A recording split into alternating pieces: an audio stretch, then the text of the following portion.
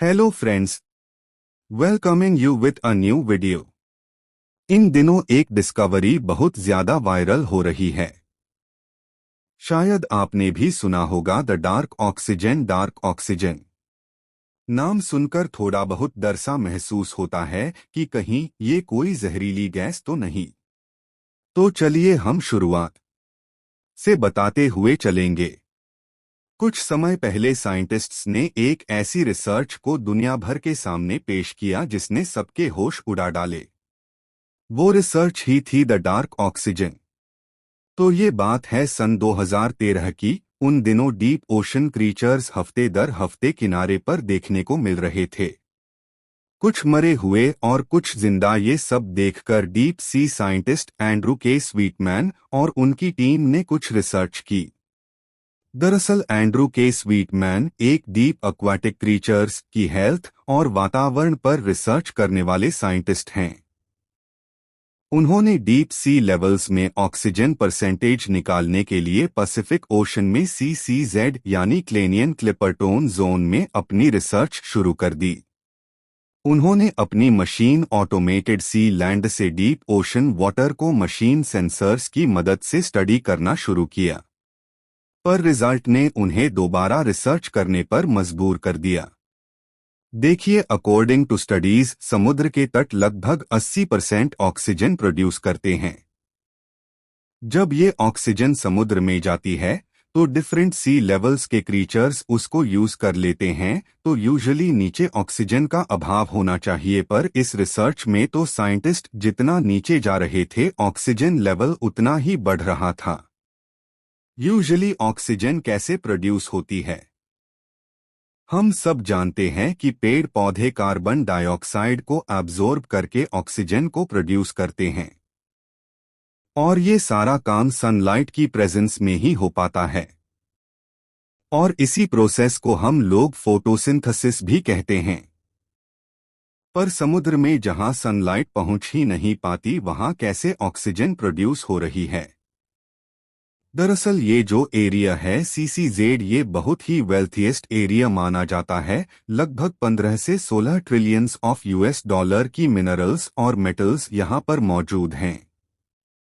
Manganese, निकल, cobalt जैसे minerals यहाँ एक साथ मिलते हैं।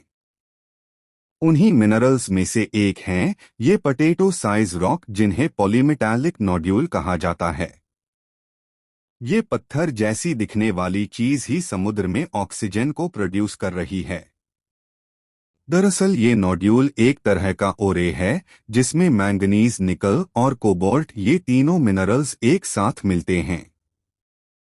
लेकिन ये ऑक्सीजन को प्रोड्यूस कैसे करता है? चलिए जानते हैं। ये नोड्यूल समुद्र की गहराई में अपने भीतर एक इंटरनल रिएक्शन को कराता है जिससे इलेक्ट्रिक करंट डेवलप होता है। ये इलेक्ट्रिक करंट ओशन वाटर को हाइड्रोजन और ऑक्सीजन में तोड़कर समुद्र में इलेक्ट्रोलिसिस कराता है। अब आप समझ रहे होंगे कि समुद्र में ऑक्सीजन कैसे प्रोड्यूस हो रही है, वो भी बिना सनलाइट की प्रेजेंस के। पर सवाल ये भी तो आता है, क्या ये ऑक्सीजन बेनिफिशियल है?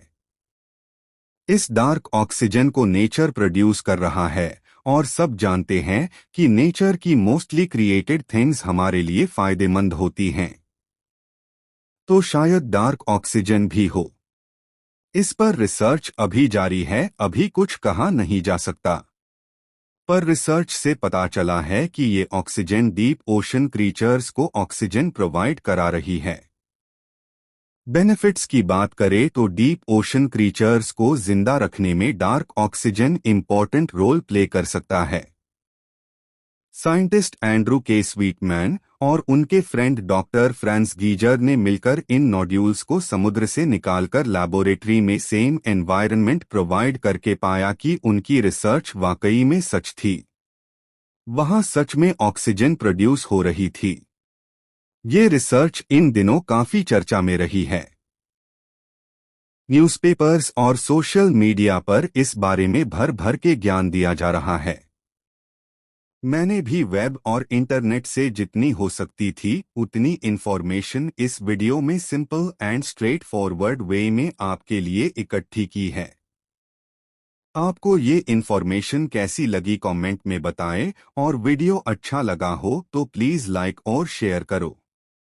And please subscribe to my YouTube channel Polymath Z4R for more informations and please don't mind my mistakes मैं अभी सीख रहा हूँ। Thanks for watching. Stay healthy, stay happy.